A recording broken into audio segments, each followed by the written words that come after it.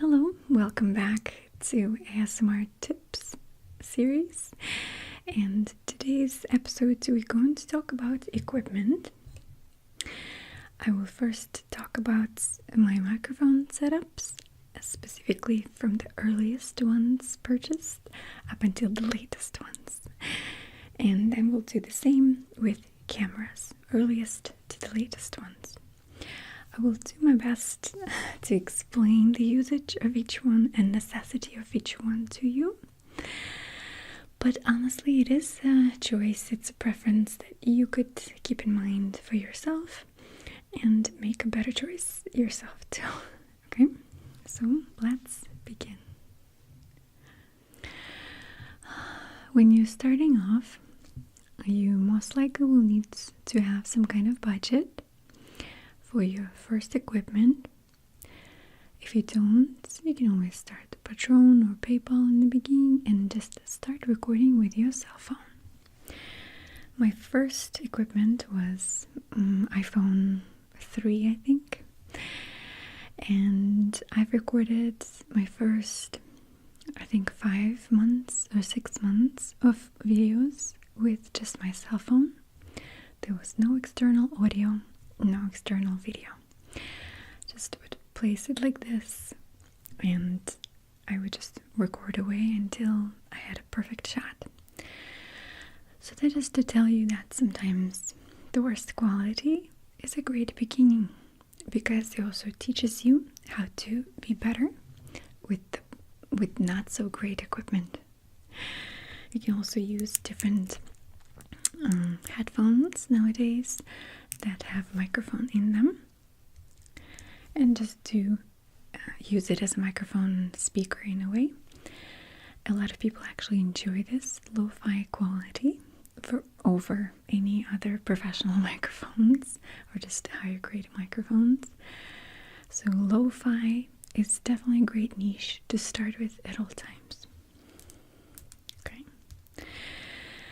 My very first mic, however, was this one. It was a lavalier.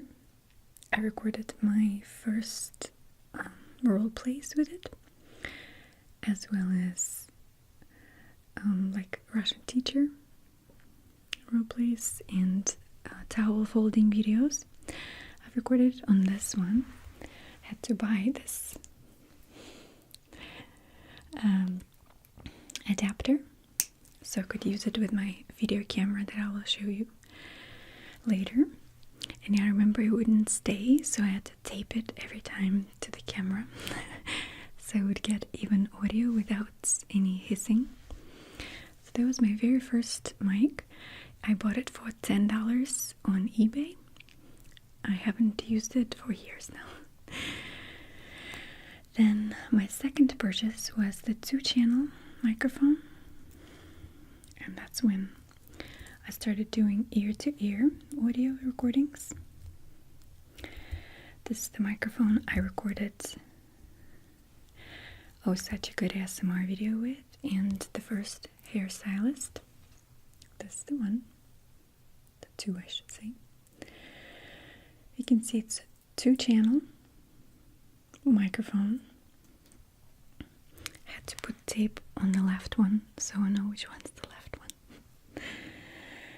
And in the same way as the lavalier, I would need to plug it into my camera directly, tape it as well, so that it would stay there.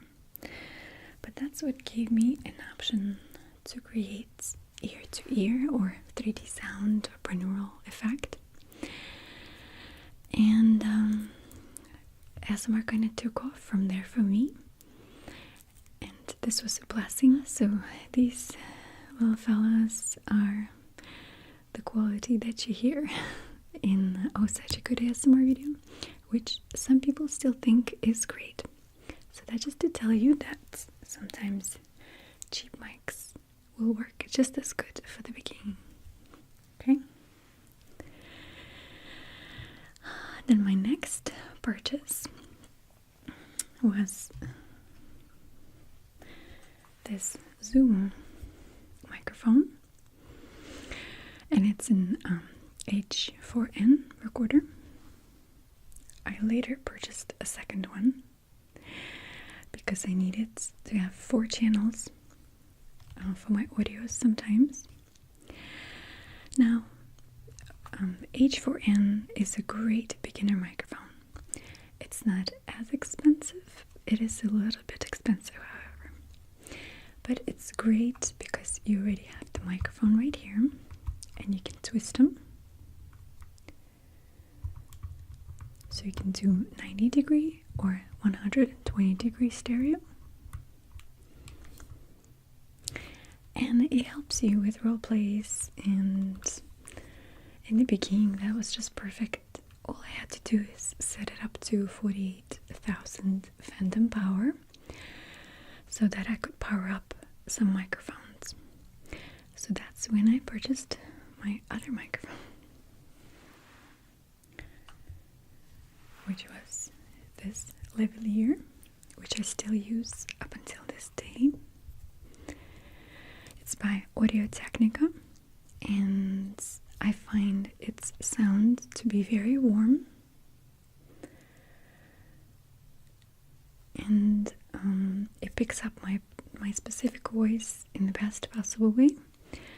So every time you see this microphone is what you hear. So in my latest folding videos and cooking videos, some of the voiceovers I've done on this one as well. For example, voiceover for adventures in the national parks, so Yosemite, was voiced over on this microphone. I would just put a pencil right here, clip it onto a pencil, and just sit like this and speak into it. I love the warmth of this one. It's about $120, so it's also not as bad, honestly. It comes with a little recorder box that doesn't actually record. It's just a receiver box that you still have to plug into the your recorder itself, or amplifier, whatever you use. But this one is still my favorite lavalier mic because of its, again, subtle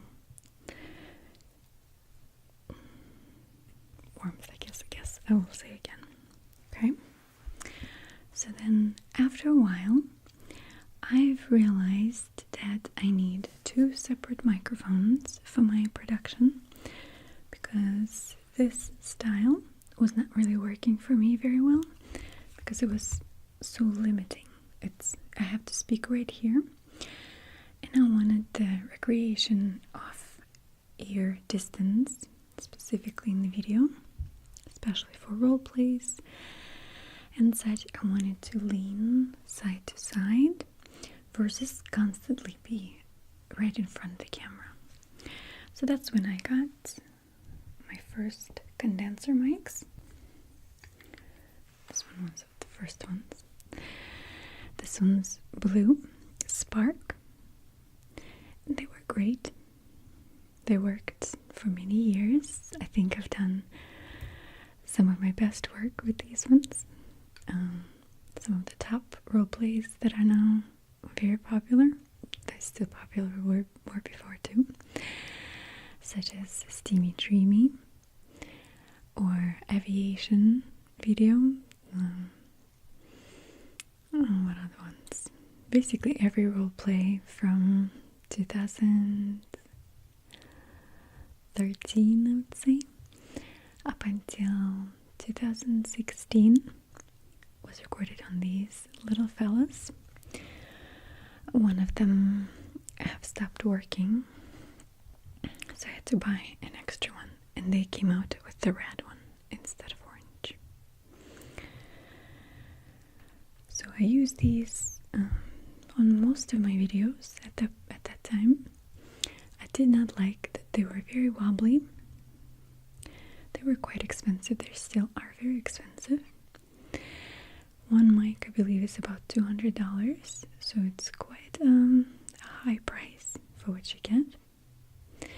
They did have a noise cancellation button, and I did enjoy the effect right away of these, of me being able to speak up front and back.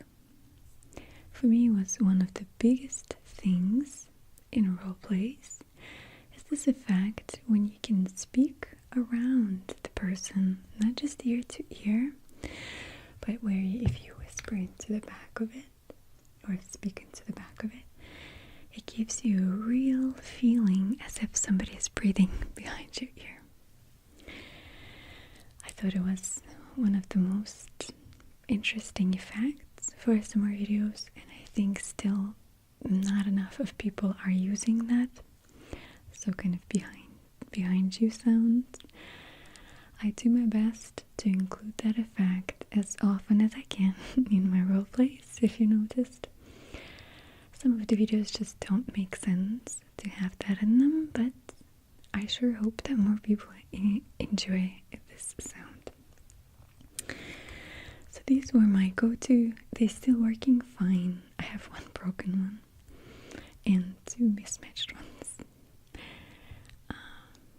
They worked great, honestly. I had no problems until I got these ones. Okay.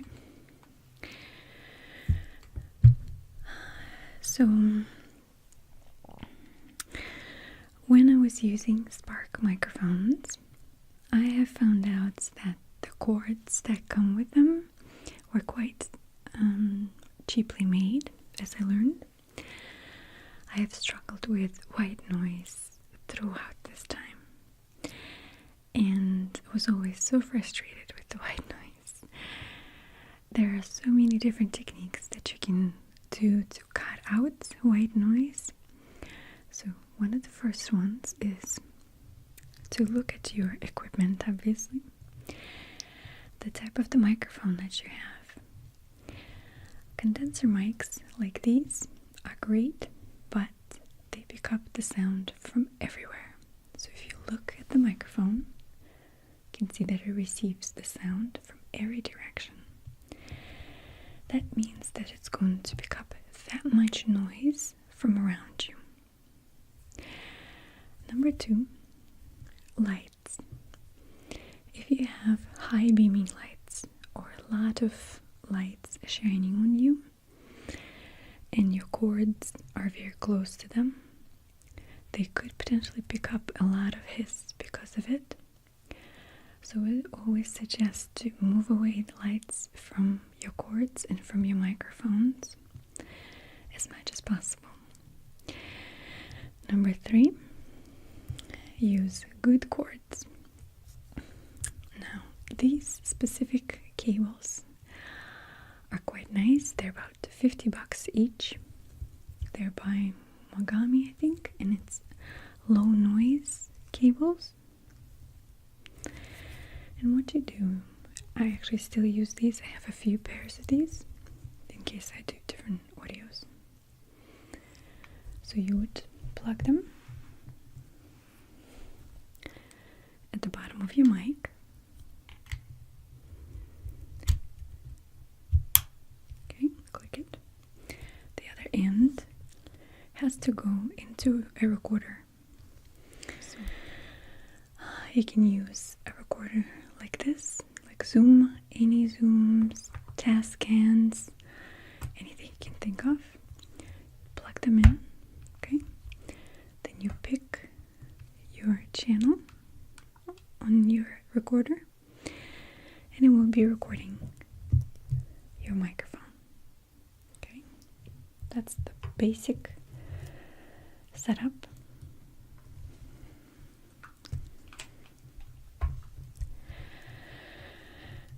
And as far as cords go, honestly, if you are investing into microphones that need cables like this, 3-pin or 5-pin, most of the time it's 3-pin, I would highly recommend getting the top quality microphone cables.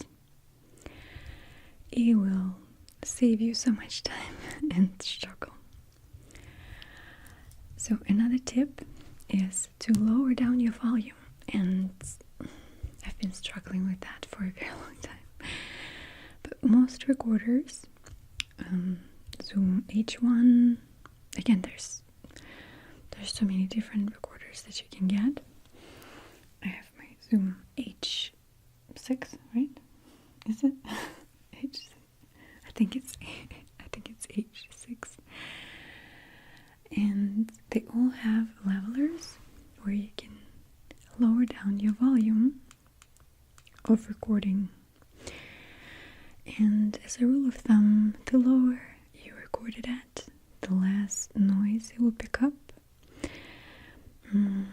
But you will need to have really good editing software to crank it back up, because sometimes it records so quiet that you can barely pick up anything, and you have to increase your gain in post-production so high that it becomes just as noisy as if it was on the recorder.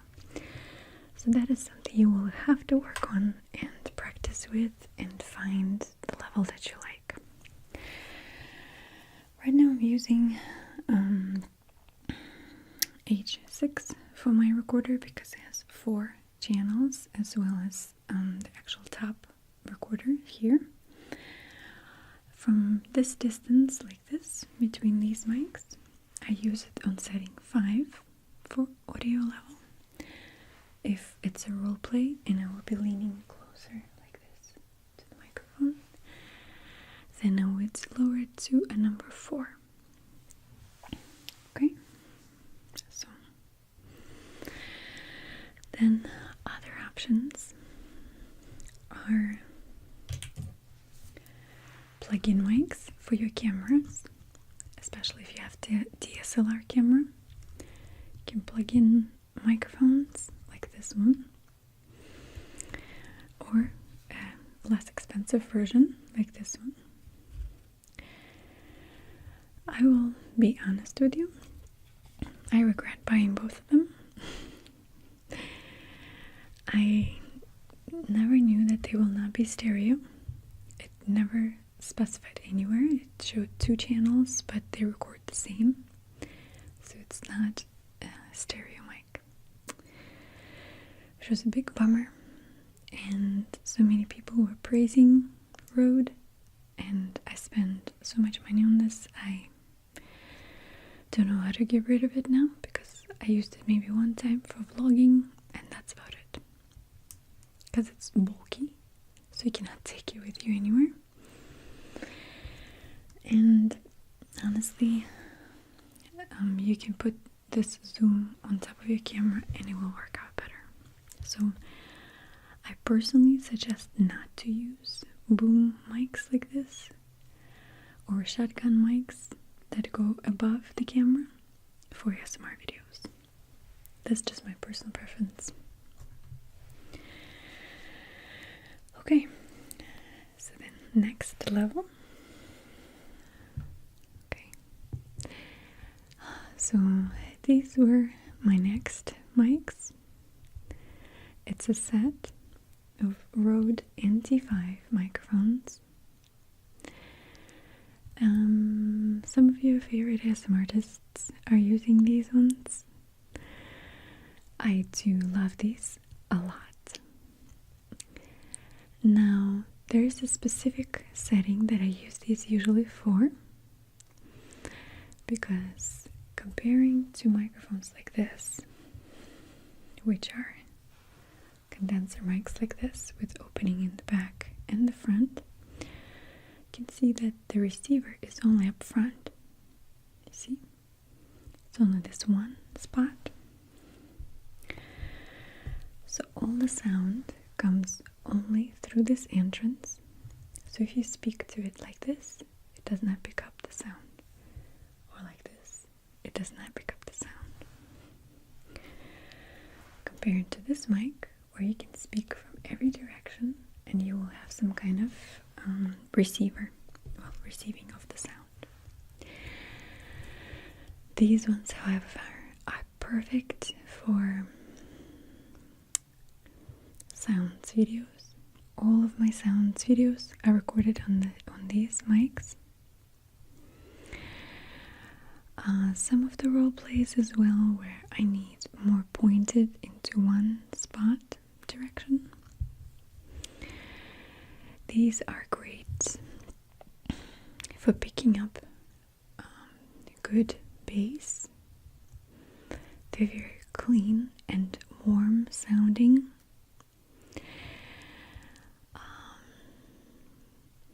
Again, I don't like to use these for a round effect because they really don't do that well. It's really a positioning mic. So when you do, and I'll actually turn this one on now for you so you can listen to it. So when you do role plays like this, right? So you speak like so, and you will be losing this audio right here. So it's a little trickier to work with. You could position them closer and it would work possibly better. But again, I would suggest using it for sounds videos more because you can actually direct it onto the sound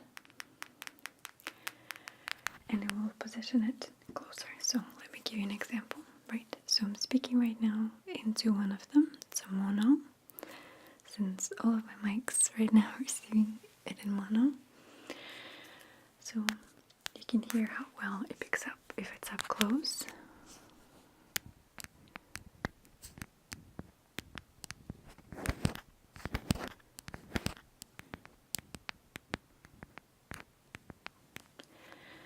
And now let's try on the side.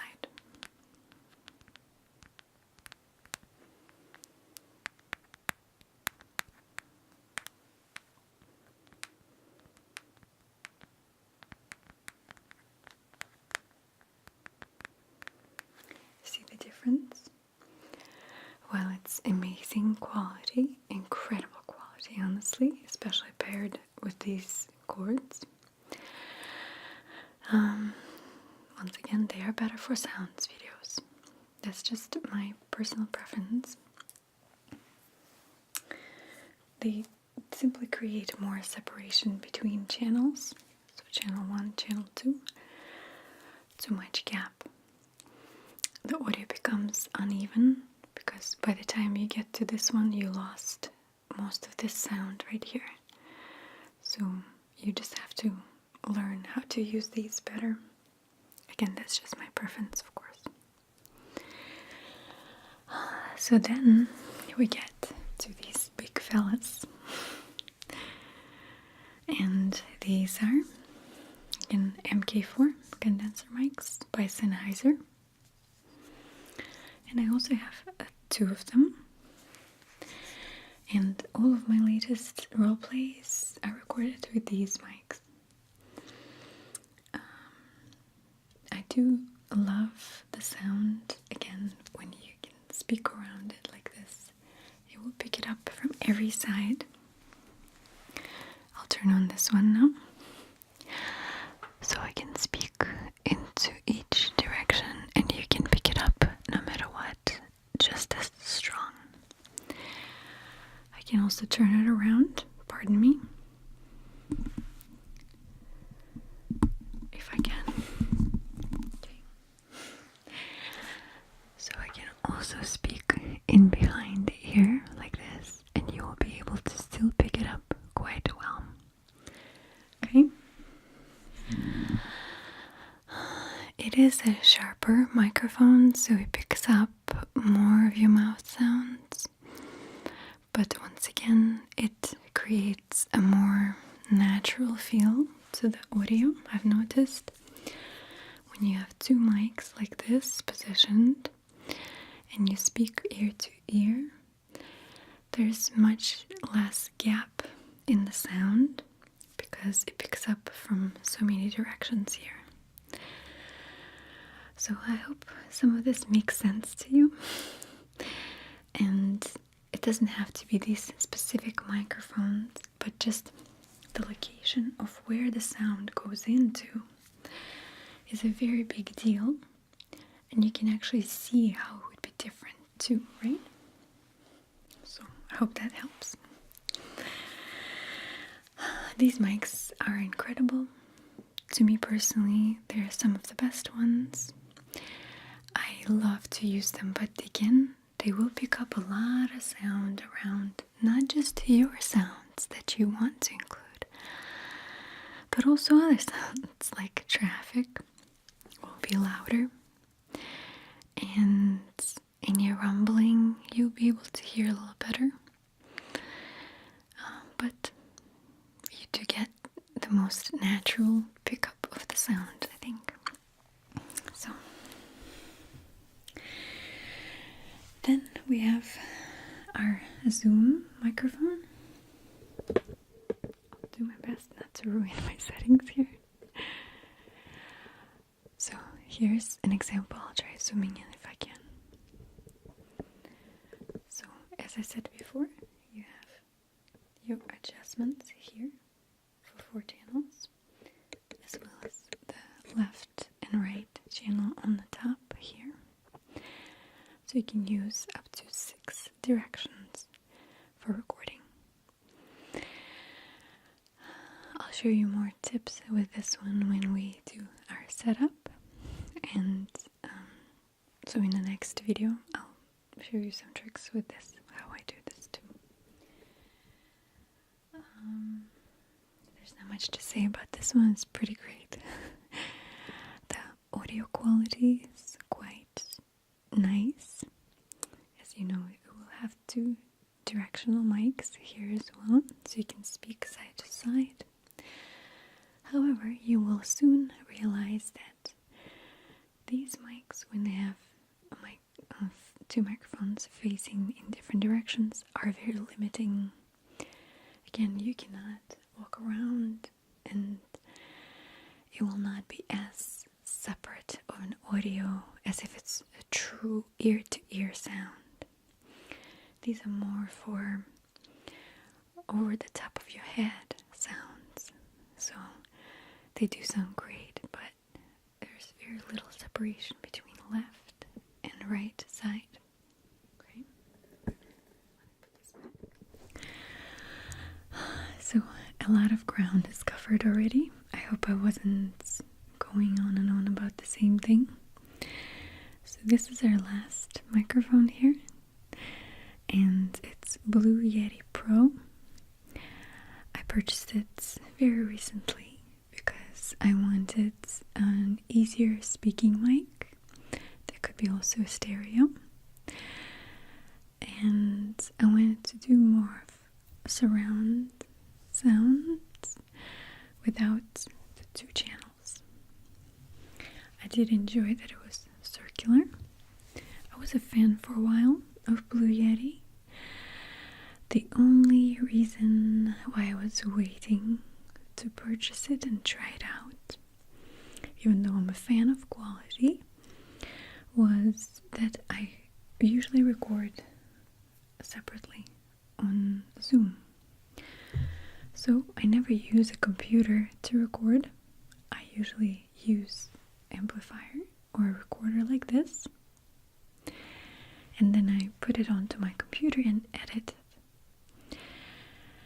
In order for me to use Blue Yeti, I had to have a computer in the room with me at all times.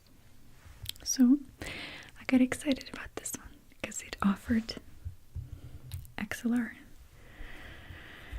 cables, and my number 1 suggestion: do not buy it because of XLR option, because it's a ripoff. Oh yes, it is. While this is an amazing microphone as a USB mic, so right now it's recording through the computer. I'll show you.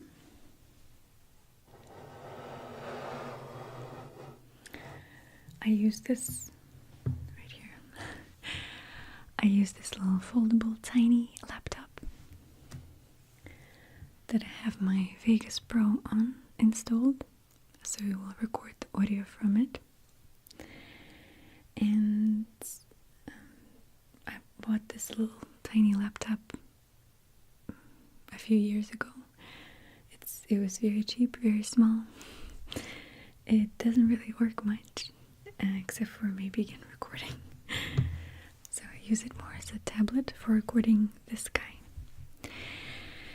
So, my complaint number one. This specific cord that comes with this Pro version, and the only reason why it's Pro is because it offers you an option to use a 5-pin recorder that you can plug in here and put it into your recorder, so they say. And then once you actually try it, you will be devastated with the quality, because it creates the largest, loudest white noise that nothing takes away. Nothing.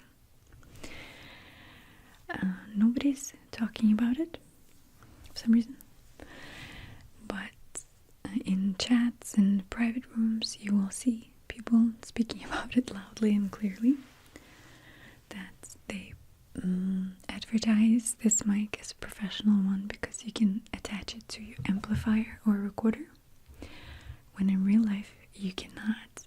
If you do, you're gonna be hit with white noise that sounds like a sound machine standing right next to you. It's completely unacceptable. Now, I've purchased specifically separate cables, just like these ones, the Y cables, and they're much better quality than these ones, so I spent another about $50 on a very good quality cable, and it did nothing. It was exactly the same thing. Extreme amount of white noise. So, if I would suggest, don't buy the Pro version unless you know exactly how to fix this problem. And I wasn't able to fix it yet. I would love to, but so far not so good. However, I am crazy about the sound of this. I think it picks up my voice quite nice as well.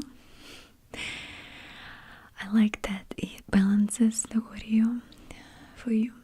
So if you get clicky or a lot of sharp noises, completely smooths it out just automatically. I love that. You can set it in the back for lower audio level, and it will pick up very little noise if you use it as a USB mic. So my suggestion would be either considering pointing audio quality, or just going for one of these is the beginning. It's gonna be perfect. The only thing is, again, you have to lean into it like this to speak. When these ones do pick up a little bit better overall quality, but as a beginner's mic, Blue Yeti still I think would be the winner. So let's move on to the cameras. So when I was starting off, after my cell phone recorder, I purchased this one, and this is just a Sony video camera, video recorder, Handycam. It was quite a good quality. I ended up buying a huge battery pack for it because I would always run out of battery maybe in the first half hour. And it has basically everything you need.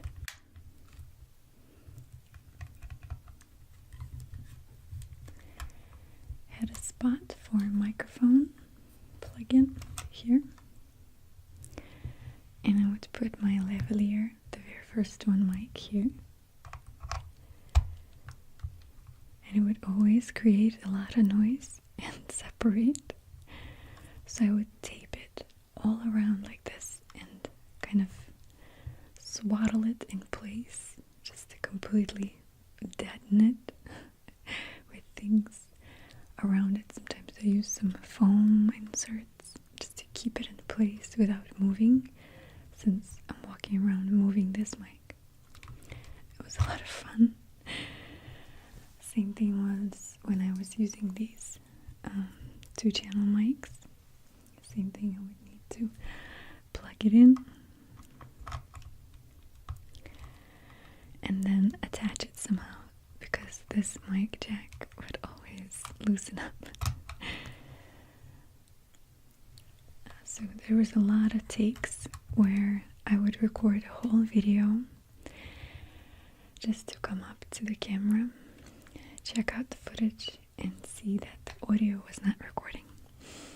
It was a bummer. But I have kept this camera. I loved it because it was quite silent. It recorded very well for that time, for 2012. And videos like such a good ASMR video, basically the first year and a half or so were all recorded on this camera. So I have good thoughts and memories about it still, even though it was such a struggle.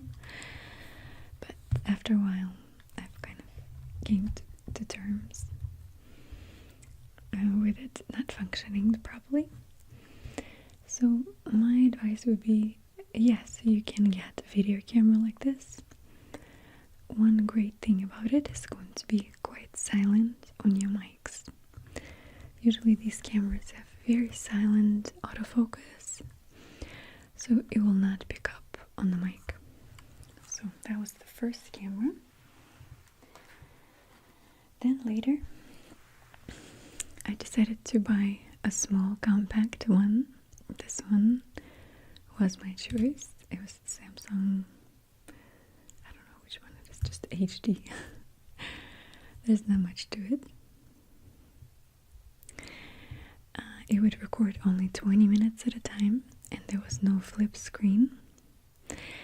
So I would have to tape a mirror in the back right here, so I could actually see myself in the shot a little bit more, the positioning of myself, as well as see the time, because it would just shut off and I would never know when it actually stopped. So it would go on and on and on, and the camera was off all this time. So that was a little frustrating. The thing that I did love about this one is that it had no autofocus. So it was one continuous recording of a video. Why it was good is that you didn't hear this little buzzing back and forth sound that autofocuses make. So this camera served me until 2015, from 2012. So that was quite many years. So all of the videos were recorded on this little guy, and it was the lowest quality, but I think it created warmth and simplicity to my videos. It wasn't HD, but I guess it was enough for that time. Then I moved on to a bigger guy, which was this one. It's the most popular camera, I think, on YouTube. It's Canon G7X. This specific one is broken, and the video is being recorded on G7X Mark II right now, which I purchased this past summer, because this one broke down. It served me for a few years. It was a great camera.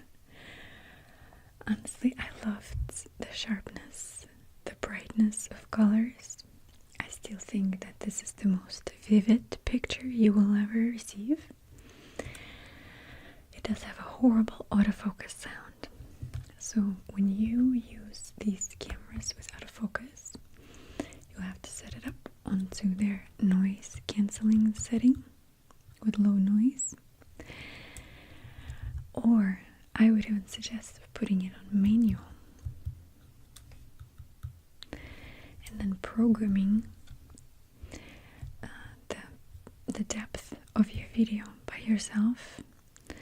Maybe don't move around back and forth too much. You're gonna stay in the same area, the distance from the camera. Otherwise, you will have to have, again, microphones that are very far away from the camera so they don't pick up the noise, because the little clicky sound like that gets quite irritating, and it could ruin any relaxation, honestly. So that's just something to keep in mind. Other than that, I would always suggest going for these ones. They're perfect. So then my latest camera, besides of course this new one, but I had to buy this new one, is this Canon Rebel T7i. I made a video unboxing it if you're interested. It's quite a nice camera. It's my #1 DSLR camera. I love this one because you can actually attach a mic to it, which I do often. I put zoom right on top and use it as a third microphone. I do love the sharpness, the smoothness, and the quiet autofocus of this camera. Also does quite nice zoom. It has this lens which is, what is it called? 18/135mm. So I don't know what that exactly means, stands for. It's a macro. Anyway, pretty bad with all the wordings. But it's quite a nice camera to record with. Again, I don't hear too much of the clickiness of the sound. The colors are a little less vivid. You do get a flip screen, which is nice. I use it a lot. Again, it's just a great camera, honestly. Is it a necessity? It is not a necessity. It's more of an improvement that you would want to play with eventually, unless you already have one. That's it. Other than that, you honestly can get away with point and shoot cameras very easily. You can honestly get one of these cheaper point and shoot cameras and they're gonna be fine. I would suggest working with audio separately and not relying on the audio from your camera. Positioning the microphone far away from your camera, which we'll get to in our setup video. Okay? Now I wanted to talk to you about other things. So a lot of people would ask me, for sure, why wouldn't I want to work with amplifiers, which is a recorder in itself, just as a box. They usually cost a couple $1,000s. A lot of times people ask me, why don't you use more professional equipment, meaning legit recorders that have limiter in them? And maybe I would love to use that one day, but there's just something about immaturity of YouTubers that personally attracts me. I love the makeshift creations, while I appreciate studio quality and commercial level. I honestly find myself drawn more to very simple videos with not the cleanest audio, with not the cleanest video. I think oftentimes we forget that YouTube is not TV production. And don't try to steer clear in the chase of perfection from this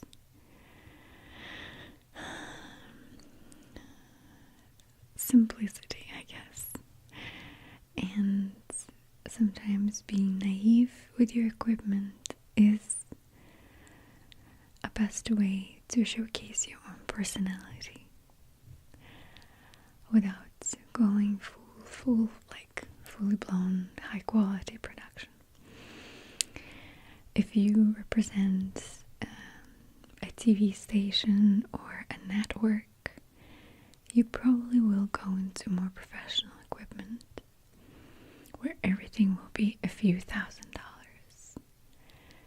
But at the end of the day, I would suggest starting small and simple, slowly building up your knowledge on items, but don't get wrapped up in it.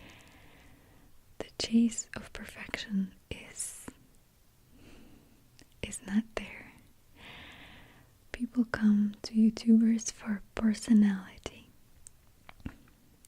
for unique traits, for something that they can relate to. They don't always want to see cleanest, everything, perfect setups with everything. They want to see real, raw people, and that's the beauty of YouTube. It's not to say that you shouldn't strive for perfection and try to better your experience for your viewer, for your listener, but also just don't lose yourself in it. I would say pay more attention to what people want to see from you than the quality of what they see. I hope that made sense. Another tip, which is more monetarily tip, I guess. Whenever you buy any of your equipment, make sure you keep receipts, either paper receipts or start a folder in your email and attach your receipts there for your props and for your equipment, because as you go along, most likely you will start making money in it, and as soon as you start making some income, you'll need to pay taxes on it.